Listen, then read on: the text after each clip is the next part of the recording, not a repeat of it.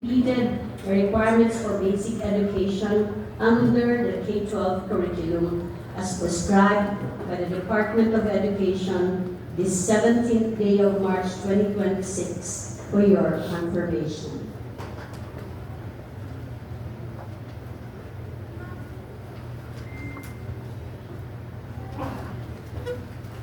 By the authority vested in me by the Department of Education, through the school's division superintendent, Dr. Susan Soleta Culianos, testified, and upon the recommendation of your school director, Ms. Amelia B. Calix, that you have satisfactorily completed the requirements of the K-12 basic education curriculum as prescribed by the teaching and learning strand of the Department of Education.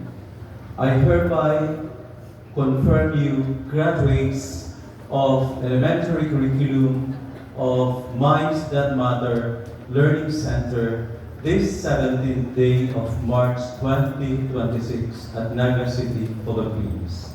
Graduates, tassel to the right. Congratulations.